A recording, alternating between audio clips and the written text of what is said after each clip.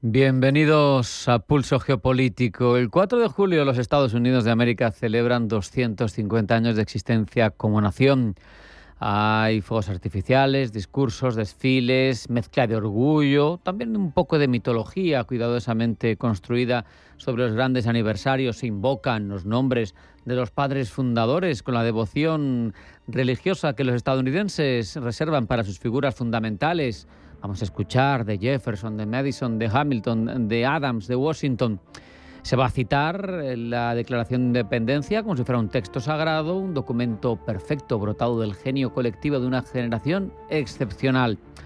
Pero en un cierto lugar de Filadelfia, en el Centro Nacional de la Constitución, habrá una estatua en un rincón ligeramente apartada del resto, casi disculpándose por existir, por estar allí. La estatua de John Dickinson. Su posición en ese rincón es quizá la metáfora más honesta que los Estados Unidos producen sobre sí mismos en 250 años de historia, sobre su génesis y sobre su deriva. Antes de llegar a Dickinson, sin embargo, conviene detenernos en lo que realmente celebramos cuando se conmemora un texto fundacional. No son piezas jurídicas, son actos de imaginación política de enorme audacia. Tienen un punto de promesa, también algo de profecía, prometen un orden, una forma de convivencia, unos derechos. Profetizan, muchas veces sin saberlo, las contradicciones que ese orden va a llevar en su interior, como una semilla latente. La Declaración de Independencia de Estados Unidos es uno de los textos políticos, obviamente más influyentes de la historia moderna, lo sabemos. Todos los hombres son creados iguales, dotados de derechos inalienables a la vida, a la libertad y a la búsqueda de la felicidad. Y eso lleva resonando 2 siglos y medio como un ideal que trasciende las fronteras de la nación que lo formuló. Ha inspirado revoluciones, constituciones, asambleas constituyentes de diversos países. Es un documento que pertenece tanto al conjunto de la humanidad como a los Estados Unidos de América. Y sin embargo, hay que reconocer también que los textos fundacionales tienen un problema estructural, nacen en un momento histórico concreto, redactados por personas concretas con intereses, miedos, sus propias limitaciones, y tienen que afrontar la prueba del tiempo, tienen que sobrevivir, tienen suerte de hecho si lo consiguen, y tienen que sobrevivir sobre todo a la tentación permanente de ser interpretados de maneras que sus propios autores no habrían reconocido también.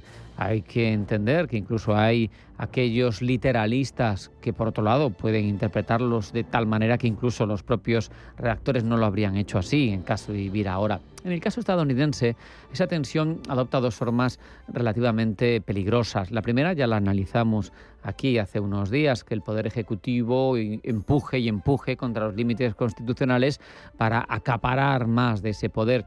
La segunda forma, menos visible, pero igualmente corrosiva, el rigorismo interpretativo, como digo, que congela un documento del siglo XVIII como si fuera una verdad inalienable, inmutable, incapaz de adaptarse a una realidad cambiante como la que supone un país a lo largo de casi un cuarto de milenio.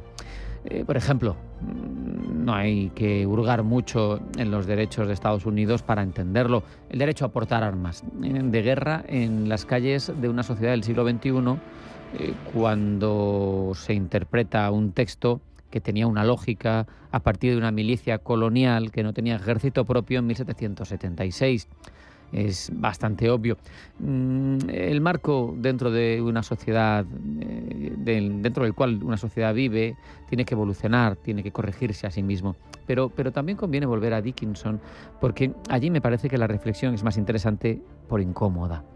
Dickinson fue antes de julio de 1776 uno de los patriotas más respetados de las colonias estadounidenses, todavía no estadounidenses, pero bueno, las colonias americanas de Reino Unido. Era el escritor de la Revolución, era carismático, era brillante, estaba profundamente comprometido con la libertad, pero cuando llegó el momento decisivo, cuando el Congreso Continental votó la independencia, pues Dickinson no votó a favor, se abstuvo y no firmó la Declaración de Independencia.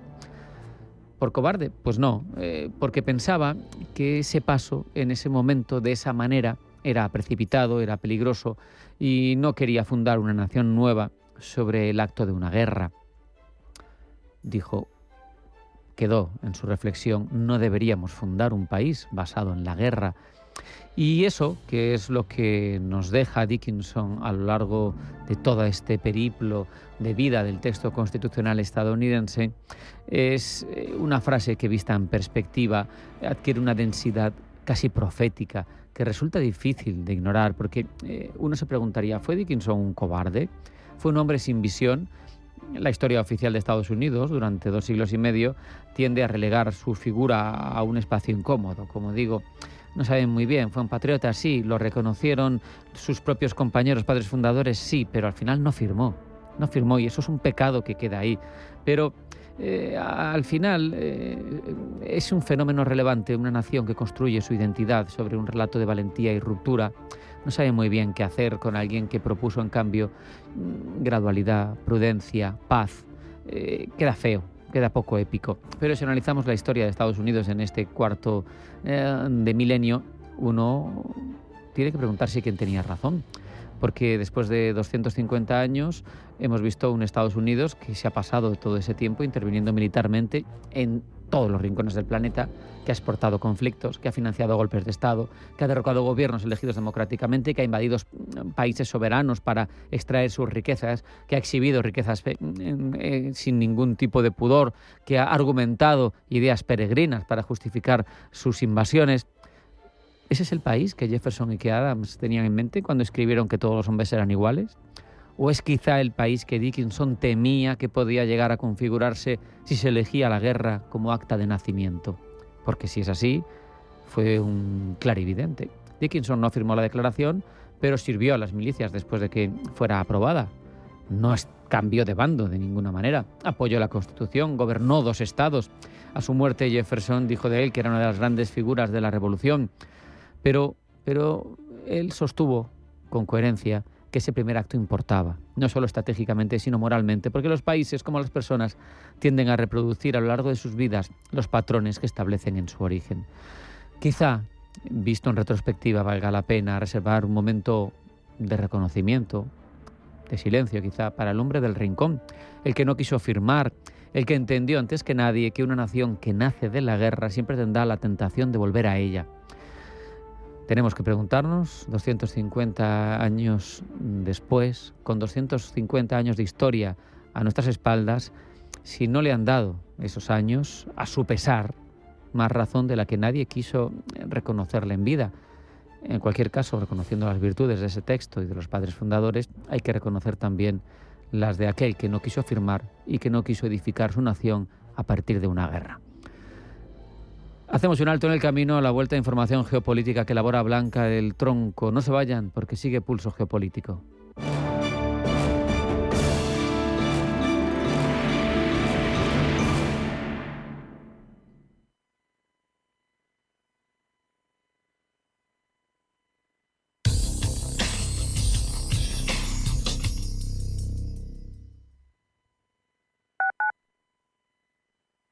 El planazo del verano está en la Plaza de Toros de Las Ventas. Todos los jueves, del 25 de junio al 23 de julio, vive Cénate Las Ventas. Novilladas nocturnas, la mejor gastronomía madrileña y música en directo en un escenario único. Compra tus entradas en las-ventas.com.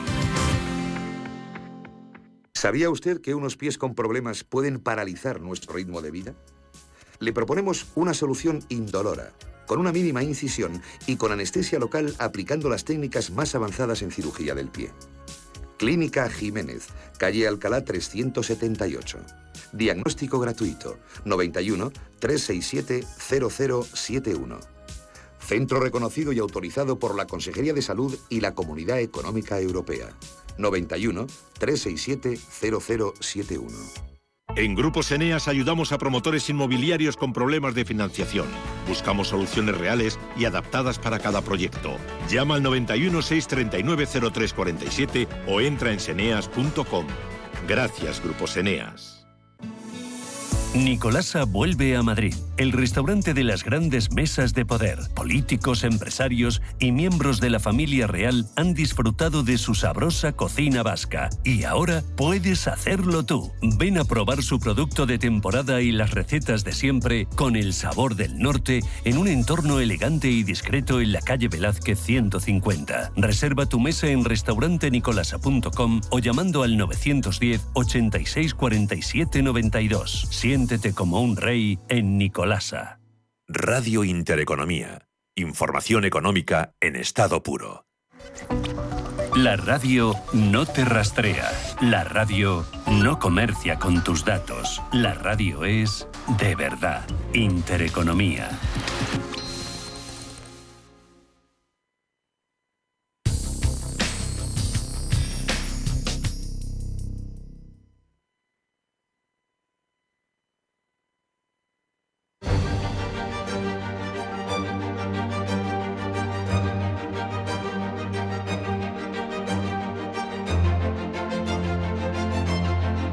En Radio Intereconomía, Pulso Geopolítico. Vamos con la información geopolítica que elabora Blanca del Tronco. Blanca, bienvenida, buenas tardes. Buenas tardes. Se elevan a 27 los españoles muertos en los terremotos. 137 permanecen además desaparecidos y 11 están localizados bajo los escombros. Exteriores mantiene abiertas todas las líneas de emergencia consular que se pueden consultar en las redes sociales del Ministerio y de la Embajada en Caracas. Exteriores pide a los españoles en Venezuela que las utilicen. Hasta el momento, según las autoridades venezolanas, hay cerca de 2.300 fallecidos y más de 11.000 heridos. Volodymyr Zelensky cifra en 13 los muertos tras los ataques rusos de esta madrugada contra Kiev. El presidente ucraniano asegura además que 90 personas han resultado heridas y que se han registrado daños en más de 20 puntos de la ciudad, sobre todo en edificios residenciales. Zelensky ha insistido en que los sistemas de defensa aérea constituyen una prioridad absoluta y crítica y ha instado a los aliados a seguir contribuyendo a la lista de requisitos prioritarios de Ucrania, una iniciativa de la OTAN para recaudar fondos destinados a la compra de armas para Ucrania a Estados Unidos. Irán prepara los funerales de Ali Khamenei. La República Islámica de Irán se prepara para despedir al que fuera líder supremo Ali Khamenei con los mayores funerales de su historia, con 7 días de ceremonias en 5 ciudades iraníes e iraquíes en medio de fuertes medidas de seguridad y 4 meses después de su asesinato por Israel y Estados Unidos en el primer día de la guerra. Su heredero Mojtaba Khamenei aún no ha aparecido en público y hay expectativas de que lo haga durante los funerales. Irán, por cierto, ha vuelto a reivindicar su control sobre Hormuz. Continúa, entre tanto, la escalada militar entre Afganistán y Pakistán. Y ya son 4 días de superenfrentamiento militar desde marzo, con ambos países lanzando ataques aéreos en territorio contrario y con un saldo de al menos 28 civiles muertos. Se cumplen 1000 días de los ataques de Hamas a Israel. Ataques que dejaron 1.200 muertos de Israel y 250 secuestrados, y a los que siguió una ofensiva israelí en la Franja de Gaza que ha causado más de 73.000 muertos y devastado el enclave palestino. El actual alto el fuego no impide ataques de Israel sobre el enclave prácticamente a diario. Bruselas ha confirmado la multa de más de 4.125 millones de euros a Google. En su sentencia, el Tribunal de Justicia de la Unión Europea desestima el recurso impuesto por la tecnológica y confirma que la compañía impuso restricciones ilegales a los fabricantes de dispositivos Android para consolidar la posición dominante de su buscador y su navegador. La Corte de Luxemburgo da carpetazo así a un caso que supera los 10 años, puesto que la Comisión Europea abrió la investigación en 2015 y anunció la multa 3 años después, en 2018.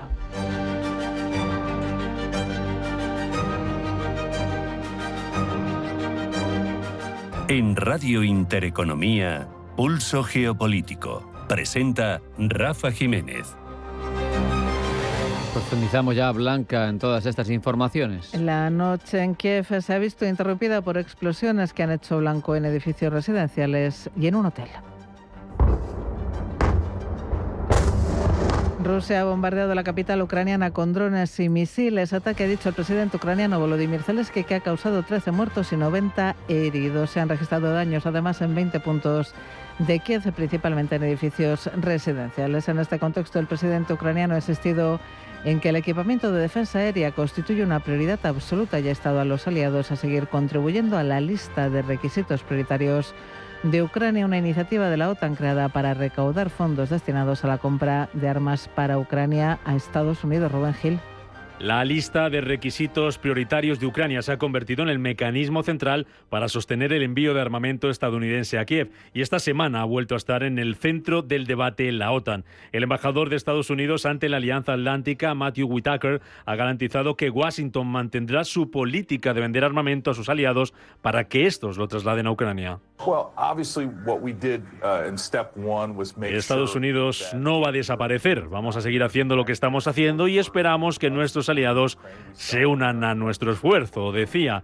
El mecanismo funciona así. Ucrania presenta una lista de armamento que necesita con urgencia. La OTAN y Estados Unidos revisan esas peticiones y fijan prioridades y son los países europeos junto con Canadá quienes ponen el dinero para financiar las compras. Lo que se está pidiendo ahora mismo es sobre todo defensa aérea, interceptores para las baterías Patriot, además de munición para los sistemas HIMARS y artillería. En los últimos meses las cifras han crecido con fuerza. De los 4.500 millones de dólares comprometidos en febrero, se ha pasado una cantidad muy superior en la actualidad, con 21 países de la OTAN y 2 socios externos, Australia y Nueva Zelanda, respaldando la iniciativa. Pero el reparto de la carga sigue generando fricciones dentro de la alianza. Italia continúa sin concretar aportaciones más allá de gestos políticos, mientras que otros países como Alemania ya han aportado al programa unos 600 millones de euros dentro de un volumen total de unos 3.700 millones. España, entre tanto, ha contribuido con 150 millones de euros. A la tensión se suma otro factor. La guerra de Estados Unidos contra Irán terminó tensionando el propio suministro a Ucrania. El consumo masivo de interceptores Patriot durante la campaña contra Teherán dejó las reservas estadounidenses por debajo del umbral que Washington consideraba aceptable, y aunque el Pentágono no llegó a desviar de forma definitiva el armamento comprometido con Kiev, sí avisó a los aliados de retrasos de entre 6 y 12 meses en la entrega de sistemas de defensa aérea, una demora que preocupa especialmente a los aliados europeos, conscientes de que cualquier parón afecta directamente al flujo de armas que llega al frente ucraniano. Hoy se cumplen 1000 días desde que Hamas lanzó su ofensiva contra Israel, una jornada que se convirtió en la más sangrienta de la historia del país y que desencadenó una guerra en Gaza con un balance de víctimas que ya supera las 70.000 personas. Gemma González. Hoy se cumplen 1000 días de los ataques del 7 de octubre de 2023, el día que cambió por completo el mapa de Oriente Medio. Aquella madrugada, sobre las 6:30 de la mañana, Hamas lanzó desde Gaza una ofensiva sin precedentes bajo el nombre de inundación de Al-Aqsa. Más de 4.000 cohetes cayeron sobre Israel en apenas 20 minutos, mientras miles de milicianos armados traspasaban la valla fronteriza por más de 100 puntos distintos, usando camiones, motocicletas, parapentes y lanchas. Los milicianos atacaron bases militares y arrasaron comunidades civiles, sobre todo kibutz como Be'eri, donde murió una cuarta parte de sus habitantes, y el festival de música Nova cerca del kibutz Rein, donde miles de jóvenes trataban de huir entre sirenas antiaéreas y disparos. El balance de aquel día fue el más mortífero en la historia de Israel. 1.195 personas asesinadas, la mayoría civiles, y 251 rehenes trasladados a Gaza, entre ellos mujeres, niños y ancianos. La respuesta israelí llegó de inmediato, un asedio total a la franja y una campaña de bombardeos que desembocó el 27 de octubre en la invasión terrestre de Gaza. Así comenzó una guerra que 1000 días después sigue sin cerrarse del todo. Las consecuencias han sido devastadoras. Más de 69.000 palestinos han muerto, según el Ministerio de Sanidad de Gaza, entre ellos miles de menores, con una destrucción casi total de la infraestructura del territorio. Una comisión de investigación de Naciones Unidas concluyó en septiembre que Israel cometió actos constitutivos de genocidio en la franja. El conflicto ha pasado por varias fases de alto el fuego rotas y retomadas. La más reciente entró en vigor el 10 de octubre del año pasado, tras un acuerdo negociado por Estados Unidos que incluyó la liberación de los últimos rehenes con vida. Pero la tregua no ha significado el fin de la violencia. La ONU ha denunciado ataques israelíes rutinarios en Gaza incluso después del pacto. En Israel, las familias de las víctimas y de los rehenes han convocado hoy actos conmemorativos en todo el país, con una marcha específica por los 1000 días y una concentración en la Plaza de los Rehenes de Tel Aviv. Exigen algo que el gobierno de Netanyahu sigue sin conceder: una comisión estatal de investigación sobre los fallos de seguridad que permitieron el ataque. Y el presidente del Gobierno ha intensificado su cruzada contra los que denomina oligarcas tecnológicos. En un mensaje en X, Sánchez asegura que no se rendirá y que el Gobierno incorporará 3 nuevas medidas a la futura ley de protección de los menores en entornos digitales. Dichas medidas, explica, prohibirán el acceso a las redes sociales a los menores de 16 años, tipificarán como delito la manipulación algorítmica y la amplificación de contenidos ilegales y establecerán responsabilidad penal para los directivos que no retiren contenidos ilegales de sus plataformas. El Gobierno de Sánchez ha empezado además a cerrar la puerta a Palantir, la gigante tecnológica estadounidense de inteligencia artificial cofundada por Peter Thiel. Paul Mielgo. Moncloa ha decidido cerrarle las puertas a la tecnológica estadounidense Palantir y para ello, según publica El Confidencial, ha trasladado indicaciones a empresas públicas y compañías participadas por la SEPI para que eviten firmar nuevos contratos con la firma. No se trata de un veto oficial ni de una comunicación pública, sino de instrucciones internas confirmadas por varias fuentes desde los propios consejos de administración. La medida afecta a compañías estratégicas como Telefónica, Indra, Navantia y Correos, y ya hay casos concretos frenados. Un contrato con la Guardia Civil bloqueado por el ministro del Interior Fernando Grande Marlaska y un proyecto avanzado con Navantia que también ha quedado descartado. El motivo de fondo es la soberanía tecnológica y la seguridad nacional. El temor a que Palantir pueda acceder a información clasificada a través de sus plataformas de análisis masivo de datos, muy utilizadas por gobiernos, ejércitos y agencias de inteligencia en todo el mundo. Sin embargo, el veto tiene un matiz importante. Palantir sigue trabajando con el Ministerio de Defensa, donde mantiene vigente un contrato con el Centro de Inteligencia de las Fuerzas Armadas, firmado en 2023 y que vence en noviembre. La ministra Margarita Robles todavía no ha decidido si lo renueva, pese a las presiones de la cúpula militar para mantenerlo. España no camina sola en esta dirección. Francia ya sustituye a Palantir en su inteligencia interior por la firma nacional Chabvision. Y Alemania, Dinamarca, Países Bajos y Suiza también se han distanciado de la compañía. La decisión llega además en un momento de relación especialmente fría entre Madrid y Washington. Sánchez recibió al embajador estadounidense Benjamín León el pasado mes de junio, pero solo después de semanas de reproches públicos del propio embajador y de presión de Washington por la negativa española a elevar el gasto en defensa al 5% del PIB. Mientras el Gobierno acelera en paralelo alternativas tecnológicas propias, con 115 millones de euros para la catalana OpenChip y una gigafactoría tecnológica que prevé hasta 5.000 millones de euros de inversión. Y este sábado comenzará el primero de los 6 funerales del líder supremo iraní Ali Khamenei, asesinado por Estados Unidos e Israel hace 4 meses, marcando el comienzo de la guerra. Las ceremonias reunirán a millones de personas en lugares emblemáticos de Irán y de Irak. Será el mayor funeral de Estado de la historia del país persa, lo cual no es casual ni mucho menos. Pablo Llanone. Así es, la ceremonia tiene un sentido fundamental tanto para la política interior del país como para su política exterior. Los 6 funerales llegan después de meses de guerra, un conflicto que, recordemos, comenzó días después de que el régimen de los ayatolás reprimiese brutalmente las protestas masivas que tuvieron lugar en enero. Entonces se especulaba sobre la posibilidad de que fuesen los propios iraníes con esta fuerza que escuchan en el corte de audio lo que provocasen la caída de la dictadura de los ayatolás. 4 meses después, la cúpula chiita trata de restaurar el orden y ceremonias multitudinarias durante 6 días pueden ser una gran oportunidad para ello. Por un lado, reunirán a millones de personas en ciudades clave, generando con ello un sentimiento de unión nacional que lleva tiempo puesto en duda. Por otro lado, servirán para dar un adiós definitivo al viejo líder y recibir a la nueva cabeza del régimen de un modo más oficial, a Mojtaba Khamenei. Se especula sobre su posible aparición en público por primera vez desde su polémico nombramiento, en medio de acusaciones sobre su falta de legitimidad en el cargo y las sospechas sobre su estado de salud, fruto del ataque que acabó con la vida de su padre. Pero sin duda un elemento que justifica el despliegue ceremonial esperado es la relevancia que ha tenido el difunto Ali Khamenei en la historia del país persa.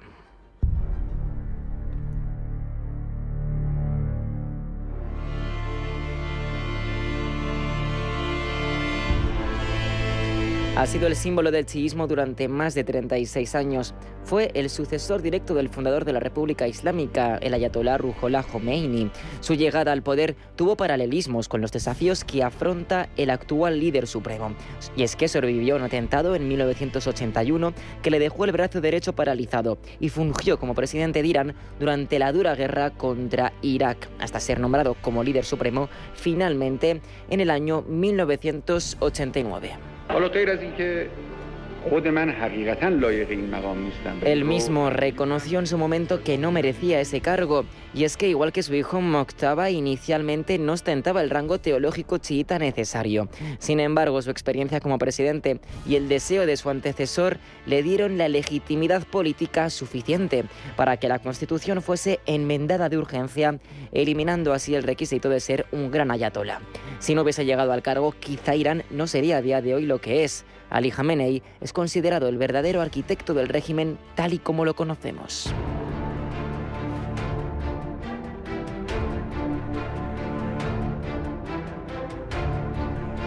En primer lugar, potenció al cuerpo de la Guardia Revolucionaria Islámica, convirtiéndola en un gigante militar y financiero que controla la seguridad interior y la economía del país. Si visto así, podría recordar bastante a Gaesa, el conglomerado militar que controla Cuba. Khamenei también consolidó el antiamericanismo y la doctrina del eje de resistencia, convirtiendo a Irán en la principal fuente de financiación y armamento de grupos en la región, como Hezbollah, los hutíes en Yemen y milicias aliadas de Irak y Siria. Khamenei, como estratega de ese eje de la resistencia, defendió esta red incluso tras la caída de Bashar al-Assad en Siria. Igual de defensor se mostró con el desarrollo de la tecnología nuclear, vinculándola a la soberanía nacional. Su rigidez, sin embargo, no le impidió aceptar negociaciones pragmáticas sobre esta materia, como el acuerdo de 2015, lo que revelaba que su deseo por mantener el régimen combinaba la flexibilidad exterior con una fuerte represión interna, reflejada en el aplastamiento del Movimiento Verde en 2009 o las manifestaciones por la muerte de Mahsa Amini en 2022. Con todo, tiene sentido decir que ha sido el arquitecto del actual régimen. Su rostro ha impregnado todas las calles y establecimientos del país, convirtiéndose en un símbolo nacional que ahora peligra en medio de la guerra y la falta de legitimidad de su sucesor. La cara de Mojtaba Khamenei también ha llenado de carteles las ciudades persas, pero no ha logrado generar el mismo sentimiento de aceptación en la población. Por eso este funeral de Estado es una oportunidad para reunir al país en 6 ceremonias distintas que despidan al viejo líder y escenifiquen la consolidación del nuevo.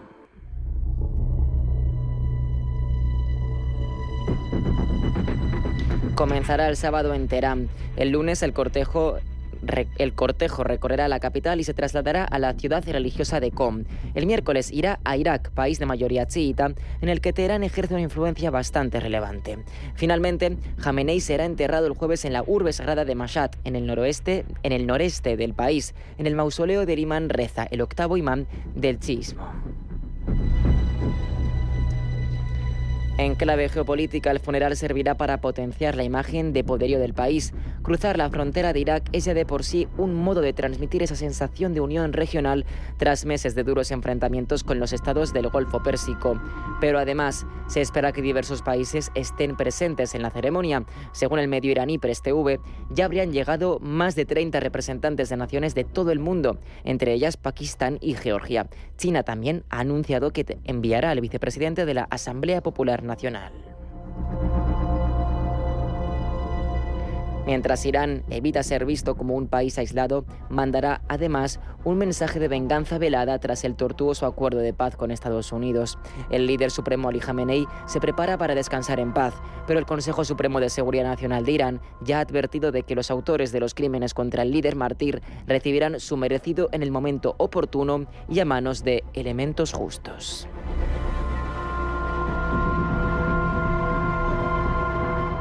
En Radio Intereconomía, Pulso Geopolítico.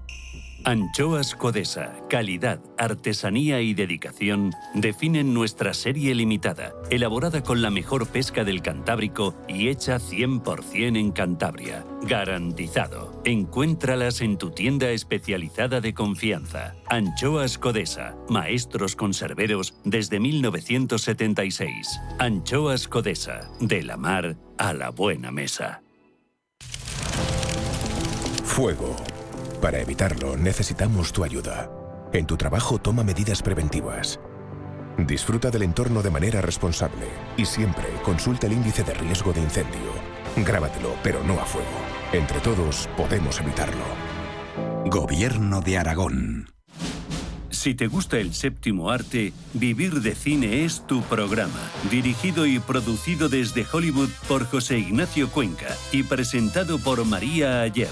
Toda la actualidad del cine, estrenos, festivales y críticas, sin olvidar los clásicos. Los viernes a las 12 de la noche, Vivir de Cine, en Radio Intereconomía.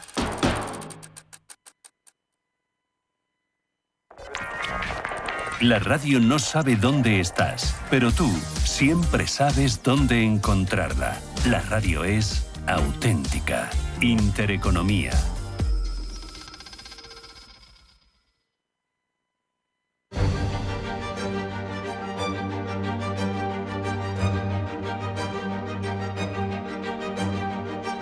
En Radio Intereconomía, Pulso Geopolítico. Presenta Rafa Jiménez.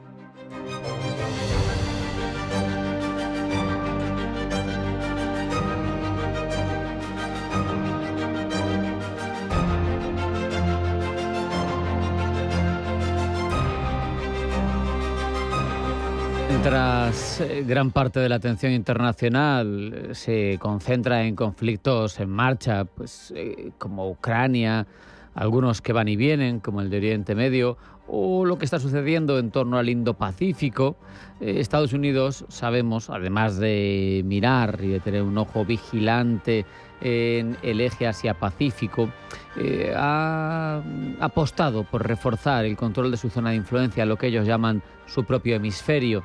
En ese tablero parece que Puerto Rico vuelve a ocupar un lugar central como plataforma militar, logística y de proyección de poder hacia el Caribe, hacia América Central y del Sur y hacia el Atlántico. Estamos asistiendo a una reconfiguración profunda de la estrategia de Estados Unidos en su espacio vital inmediato. Analizamos el valor geopolítico de Puerto Rico y lo que revela con la ayuda de Miguel Ángel Melián, analista internacional y consultor de asuntos públicos. Miguel Ángel, bienvenido, buenas tardes.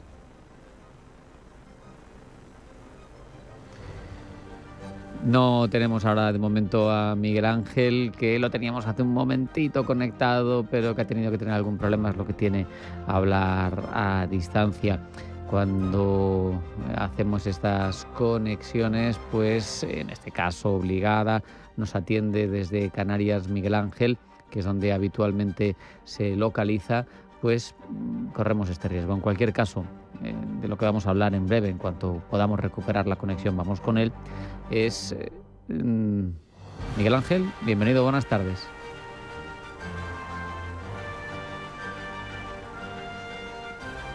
Buenas tardes, ¿me escuchas, Rafa? Ahora sí te escucho perfectamente. Muy buenas, bienvenido, un placer tenerte con nosotros. ¿Qué tal estamos? Voy a ver si puedo poner esto aquí correctamente. Que me has traicionado, que me he ido a mirar al sistema y estabas ahí conectado y luego has desaparecido. No pasa nada, no pasa nada. Vamos a, si te parece, a comenzar. Es un hecho, creo, que durante años Puerto Rico parecía haber desaparecido del foco estratégico internacional. Y de repente nos encontramos que vuelve a ocupar un papel central, especialmente en la arquitectura militar de Estados Unidos. Mi pregunta, Miguel Ángel, es ¿qué crees tú que ha cambiado para que Washington vuelva a mirar hacia la isla con esa intensidad y otorgándole esa relevancia?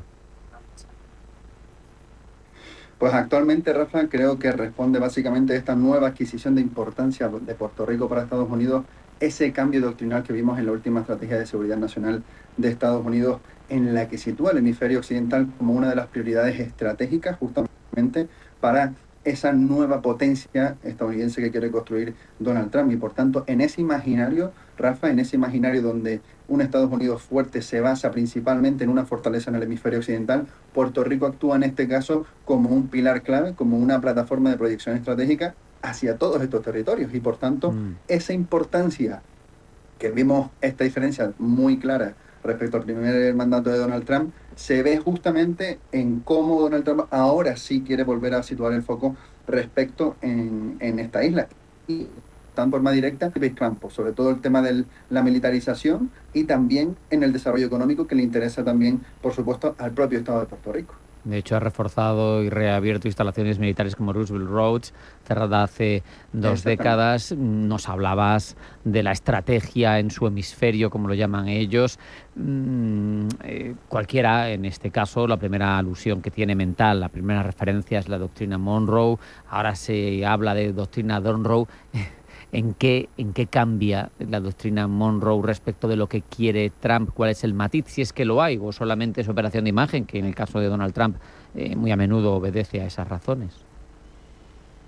Sí, por una parte totalmente de acuerdo con lo que introduces en esta última parte. La cuestión de la imagen para Trump es totalmente importante, sobre todo en ese elemento de la narrativa, que como somos bien conocedores, es uno de los pilares fundamentales de los mandatos de Donald Trump, pero sí que creo que hay fundamentalmente una diferencia estratégica, Rafa, respecto a ese corolario anterior al que ahora Donald Trump le pone el apodo de Donroe. Y básicamente es que hay una interesante mención en la estrategia de seguridad nacional que permite a Estados Unidos proyectar poder a partir de 2 puntos fundamentales: expandir y alistar.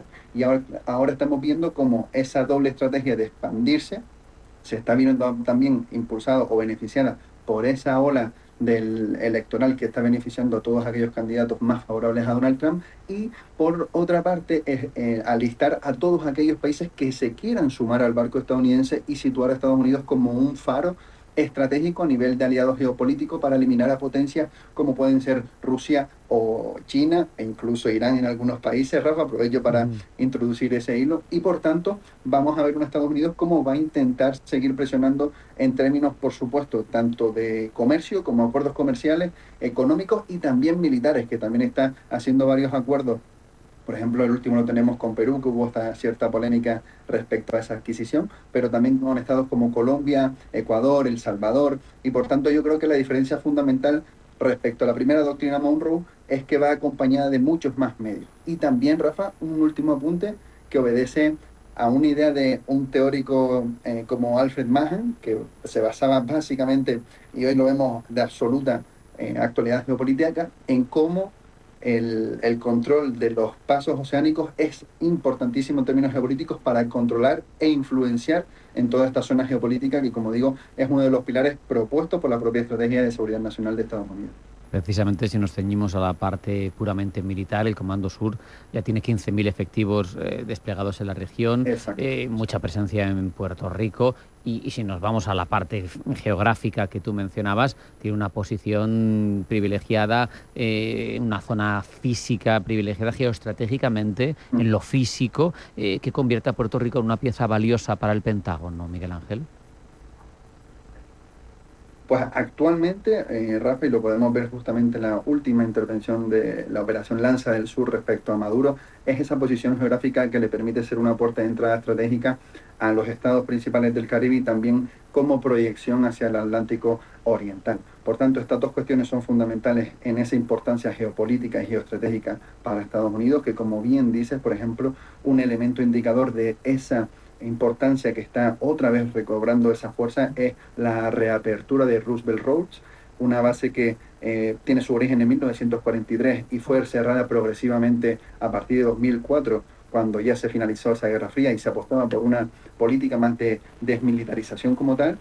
Y actualmente no está reabierta del todo, no podemos decir que está reabierta del todo, pero sí que jugó un papel fundamental en la Operación de Lanza del Sur y es una de las principales campañas, ¿no?, a favor de Donald Trump en toda esta narrativa y también en las políticas que se están apostando, sobre todo en la lucha contra el narcotráfico, que es una de las principales herramientas que tiene la administración de Donald Trump en el Caribe, y también toda la proyección de fuerzas geopolíticas. Y a esta base de Roosevelt Roads habría que añadir también, Rafa, el fuerte Buchanan, el Fort Buchanan como le dicen los estadounidenses, que está cada vez siendo más impulsado también por esta administración. Incluso ya se están construyendo nuevas viviendas que no se construían desde la Segunda Guerra Mundial, porque actúa esencialmente como una ciudad autosuficiente dentro de Puerto Rico. Y este tipo de iniciativas y de acciones y de interés, Rafa, muestra cómo Estados Unidos ve a Puerto Rico como ese enclave geoestratégico y sobre todo en un momento geopolítico bastante oportuno. Hay un paralelismo interesante con España, ¿no? Con Canarias, que ocupa una posición también geográfica privilegiada como puerta atlántica, como puente hacia África Occidental, como nodo logístico. ¿Tú te atreverías a establecer algún tipo de comparación entre ambos territorios? Totalmente. Más allá de la conexión histórica y cultural que existe, que es palpable y que vemos como aún hoy en día vemos esa conexión entre ambos territorios, e incluso he leído algún artículo que habla de cerca de un 15, un 20% de ascendencia canaria en Puerto Rico. Más allá de todo eso que finalmente también une ambos territorios, las dos islas actúan en geopolítica de una forma muy similar, pero con una estrategia bastante diferente. Me explico. Por ejemplo, el caso de Puerto Rico, con todos los elementos que estábamos mencionando, vemos cómo esa capacidad de ejercer como un elemento geopolítico coercitivo e incluso más militarizado es diferente al de Canarias, porque Canarias actúa como una plataforma con profundidad estratégica, pero de cara a, sobre todo en términos de vigilancia, de actuación rápida y como un muro de contención a los problemas o a los desequilibrios geopolíticos que se produzcan tanto en el norte de África como en África Occidental, y luego todo lo que involucre, por supuesto, el Sahel y el Magreb. Pero sí que existe, por supuesto, esa conexión y esa importancia de cómo las islas, cómo la geopolítica de las islas también influyen en apartados clave de la acción exterior de ambos países, que también, por supuesto, dentro de sus propios teatros son puntas de lanza fundamentales. Tanto Estados Unidos como España juegan roles fundamentales en la estabilidad de sendos escenarios. Me da la sensación, igual es una sensación errónea, que con todo el giro hacia el eje Asia-Pacífico se está subestimando el valor estratégico del Atlántico, los nuevos equilibrios globales. No sé si estás de acuerdo. No puedo estar más de acuerdo con lo que indica Rafa. Justamente estamos en un momento en el que ese giro de Estados Unidos hacia el Asia-Pacífico se está cristalizando, una iniciativa que parte de 2011 y ahora mismo estamos viendo cómo esa redistribución de recursos acredita más esa visión estadounidense de darle más peso a esta región frente al Atlántico, pero no olvidemos que de esta región también, del Atlántico, surgen bastantes desequilibrios geopolíticos. Un ejemplo de ellos claramente son todas las rutas del narcotráfico que principalmente pasan por diferentes rutas en el Atlántico y que llegan a Europa y pueden generar determinadas acciones que en última instancia desestabilizan cualquier sociedad, Rafa. También podemos hablar de las rutas comerciales marítimas que juegan tanto Canarias como diferentes puertos en el Atlántico, que son todos partes también de esa iberosfera y de esa plataforma de influencia española con lo que es Hispanoamérica, y actualmente creo que esos dos serían los principales puntos, porque es cierto que en el Atlántico carecemos de conflictos geopolíticos directos, como pueden ser otras regiones del mundo como Próximo Oriente o Asia-Pacífico, esa competición entre Japón, China, India, pero sí que es cierto que no debemos de desviar la mirada en términos de análisis, en términos de conciencia geopolítica y también de influencia de lo que puede llegar a representar el Atlántico para nosotros.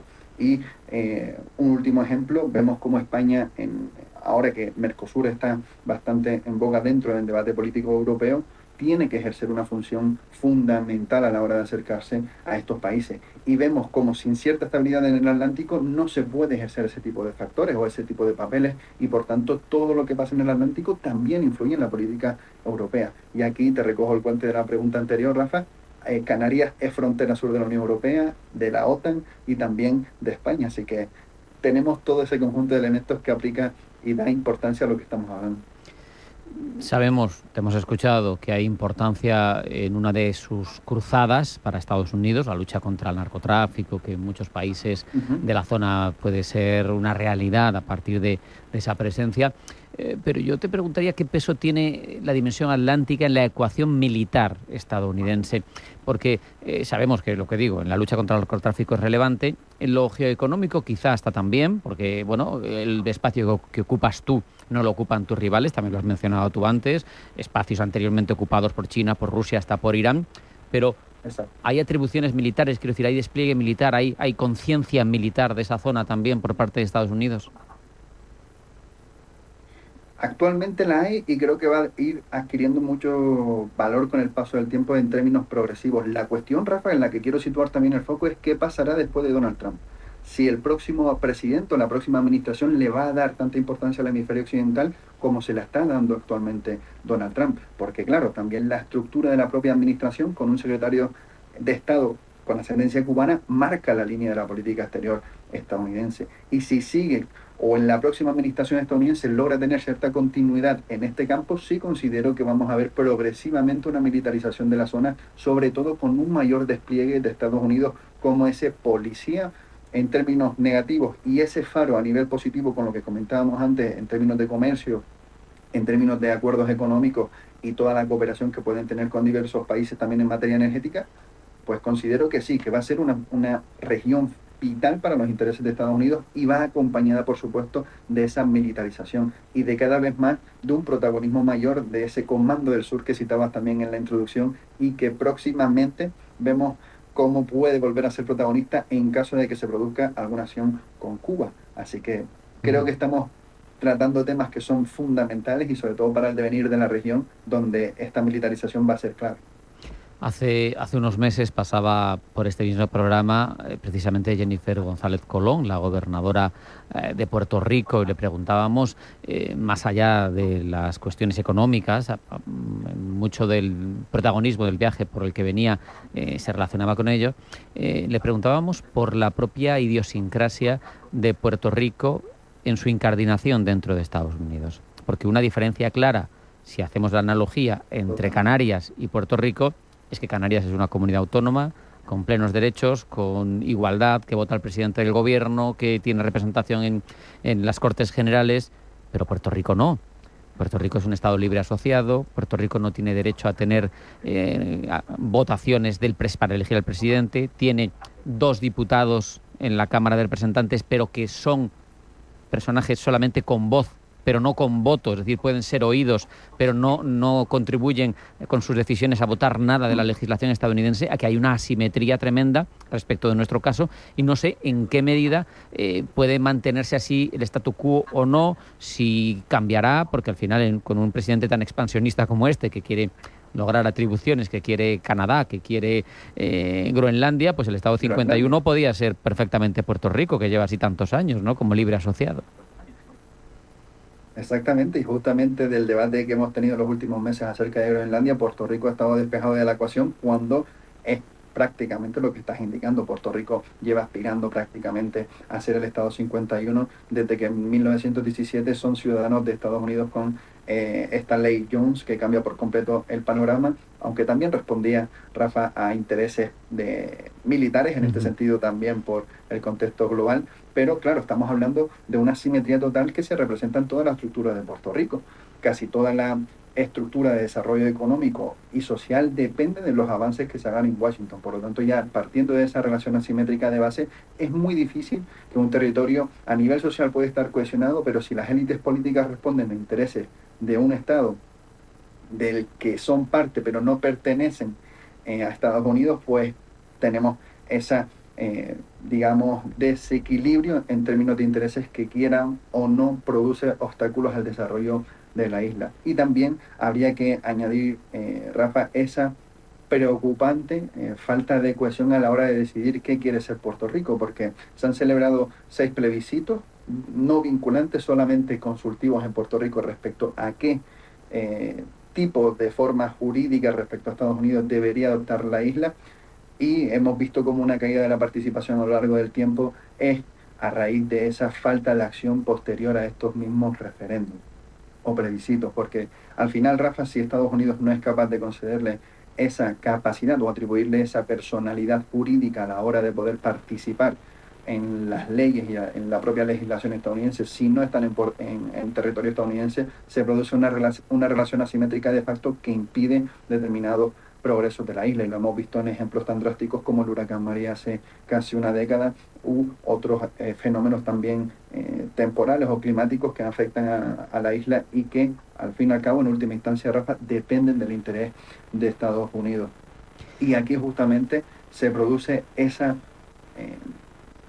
discordancia entre los momentos geopolíticos, porque hemos visto como hace prácticamente una década Puerto Rico no estaba dentro de ese esquema geopolítico estadounidense a nivel exterior, y actualmente sí, porque actualmente se está posicionando como esa bisagra estratégica dentro del hemisferio occidental, y por tanto vuelve a poner el foco en qué tipo de interés quiere que Estados Unidos tenga sobre la isla y qué capacidad tiene la isla para decidir su propio futuro. Precisamente quería volver un poco a ese entorno de reflexión, Miguel Ángel, al de mirar, ampliando el foco, Estados Unidos, su estrategia de seguridad, su geoestrategia, su planteamiento en esta disputa por el orden mundial que se está reconfigurando. ¿Cómo entendemos esa apuesta por el patio trasero, por la proyección de poder a partir de Puerto Rico hacia el Atlántico, hacia su sur? ¿La entendemos como una identificación clara con geoestrategias antiguas, de revisionismo, de esferas de influencia, que la situaría en igualdad de condiciones con la forma de entender esa realidad que tiene China? Mi zona no me la toques, aquí no entres, esta es mía, e incluso podríamos extenderla casi hasta Rusia, hablando del espacio postsoviético, si me permites la comparación. Totalmente. Sí, y un dato muy curioso, Rafa, en su discurso de inauguración de la presidencia el año pasado, Donald Trump solamente nombraba 2 presidentes, uno de ellos McKinley y otro Teddy Roosevelt, 2 presidentes que justamente tuvieron una importancia fundamental en la política exterior de Estados Unidos respecto al hemisferio occidental.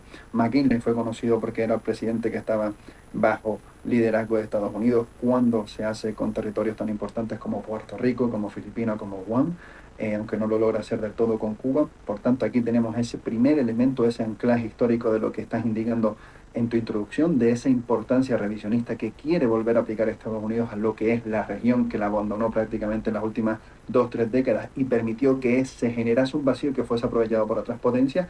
Y un segundo elemento es el de Teddy Roosevelt, también un presidente que apostaba por esta zona o patio trasero, ¿no?, de desarrollo necesario y vital para Estados Unidos. Y ya cuando hablamos del corolario Trump, que recordamos esa doctrina Monroe de 1823, prácticamente nos habla de que tiene que ser un ámbito natural donde Estados Unidos tiene derecho, se habla de derecho incluso, de soberanía, a decidir sobre el futuro de esa región. Y por tanto, más allá de las lógicas de competición geopolítica que obedecían esa doctrina, ¿no?, frente al imperio español en su momento, el desarrollo también del imperio británico en toda la región y la influencia que tenían estos 2 imperios también con otros países como Francia, pues estamos viendo que Estados Unidos busca resarcir los errores de prácticamente 2 décadas y actualmente tiene ese poder para intentar hacerlo. Y como hemos hablado en momentos de la entrevista, el contexto geopolítico le favorece en este sentido. Actualmente países importantes en la región como Argentina, como Ecuador, como Chile, como Colombia, están dando un giro hacia políticas pro-estadounidenses, aunque siempre va a estar esa cuestión también de la capacidad que tiene México para influir en la región y ser esa contraparte al desarrollo de Estados Unidos en términos políticos, por supuesto, y también qué va a hacer Canadá. Si se adhiera a esta política de Estados Unidos, o prácticamente, mejor dicho, de la administración de Donald Trump, y da un paso hacia más bien Estados Unidos o hacia China, que es uno de los elementos también de confrontación entre ambos. Así que sí, Rafa, creo que estamos en un momento que tocamos estos dos factores fundamentales, sobre todo revisionistas, y de intentar resarcir de todos estos errores cometidos en décadas pasadas. De momento la hostilidad manda en la relación con esos 2 actores que mencionabas, con México y con Canadá. Ya has visto la decisión de no renovar de forma automática el Tratado de Libre Comercio, de que se tenga que negociar año tras año, lo que sin duda introduce el fárrago de la batalla, de la negociación de miles de cláusulas continuamente, y eso es un poco el tono de lo que quiere mantener Estados Unidos.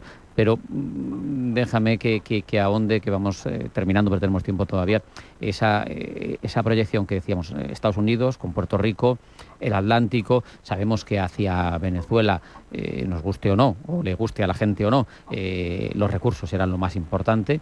No hay más que ver que la primera reunión fue con los CEOs de las petroleras y eso lo tiene ya garantizado. Pero claro, aquí está el caso de Cuba, que parece una espinita casi en el orgullo, más que una cuestión estratégica, una ley Helms-Burton y unos bloqueos de décadas que no han servido para tumbar al régimen por sí mismos.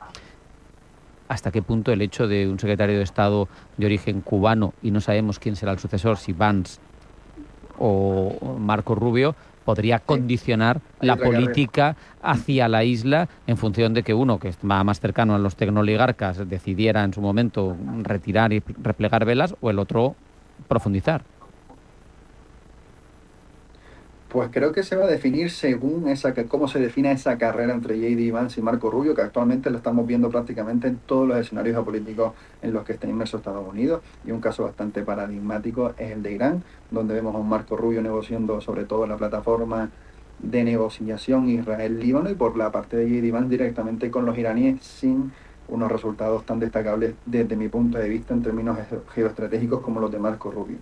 Pero claro, es que todos los elementos que comentabas en la pregunta son de total importancia para el devenir de la isla. Una isla que actualmente se ha demostrado que el modelo socialista ha sido un completo fracaso, que tiene cortes de electricidad que duran hasta 20 horas al día, que ha empobrecido a la población en términos inigualables respecto a lo que ha sido Cuba en siglos anteriores. Y antes comentábamos esa parte de desarrollo imperial que se da en la región en el siglo XIX, y creo que parte de ese imaginario en la política exterior estadounidense respecto a Cuba responde también a aquellos elementos que no fueron alcanzados en ese momento. Ni mucho menos estoy diciendo una actitud imperialista como se puede entender en ese siglo, pero sí que respecto a lo que puede llegar a ser Cuba dentro de la política exterior de Estados Unidos, en el caso de que tuvieran un gobierno afín a Estados Unidos, puede ser un activo geoestratégico también de un valor incalculable. Y justamente estamos viendo cómo el gobierno cubano está intentando ganar tiempo con esa reforma de 176 medidas a nivel económico y político, que de facto implica prácticamente un sistema mixto, que también responde a la presión estadounidense de intentar por todos los medios posibles cortar los lazos energéticos con las potencias extranjeras, como el caso de Rusia, y también, sobre todo, mermar la poca capacidad empresarial que existe dentro de Cuba y que es mayoritariamente controlada por el gobierno y por los militares. Y un ejemplo bastante claro es el del turismo, como veíamos hace un par de semanas que la cadena española hotelera Meliá se retiraba de Cuba, cerrando gran parte de su cadena de lujo que tiene en el país caribeño. Por tanto, si cogemos todos estos elementos, Rafa, a nivel diplomático es un activo inigualable. A nivel geopolítico, en términos de posición, recursos y capacidad, o de oportunidad, si se quiere nombrar en este sentido, también sería un activo fundamental para la política exterior estadounidense. Y el tercer elemento, que va a continuar o no este tipo de profundización estratégica respecto a Cuba, la vamos a ver en la próxima administración estadounidense. Si logra ganar un cubano, no tengamos duda de que Cuba caerá dentro de la estrategia de Estados Unidos y por tanto pasará a ser una parte fundamental de la acción exterior de Estados Unidos en el hemisferio. Lo que marca las prioridades son 90 millas náuticas. Eso es lo que cualitativamente te diferencia de otras islas del Caribe. Totalmente. Y también una cuestión fundamental que incluso la tratamos en su momento, la cuestión de la demografía, Rafa. La comunidad que tiene Cuba dentro de Estados Unidos, y también Puerto Rico, incluso, que en Florida prácticamente está a punto de superar la comunidad puertorriqueña en habitantes a la cubana, pero esa parte de la población que actualmente reside en Estados Unidos también decide el futuro del propio país, y tendrán en cuenta, por supuesto, el devenir de lo que suceda en la isla caribeña y también de lo que quiere Cuba ser en un futuro. Si deciden apostar por ser parte de Estados Unidos, Puerto Rico y Cuba, cambiar el modelo político, podríamos hablar de un golpe bastante positivo para la presencia de Estados Unidos en toda la región. Con eso nos vamos a quedar. Miguel Ángel Melián, analista internacional, consultor de asuntos públicos, muchas gracias por tu análisis. Un abrazo, hasta la próxima. Muchísimas gracias a ustedes, Rafa, y disculpa el problema técnico del principio. Cosas del directo, no hay problema. Hasta la próxima. Un abrazo. Nos vamos. Hasta aquí esta edición de Pulso Geopolítico, en la que les hemos contado sobre el aniversario de los 250 años de Estados Unidos, las noticias, y además hemos hablado de Puerto Rico. Sean felices, pasen buena tarde. Esto es Pulso Geopolítico. Hasta mañana. En Radio Intereconomía, Pulso Geopolítico. Presenta Rafa Jiménez.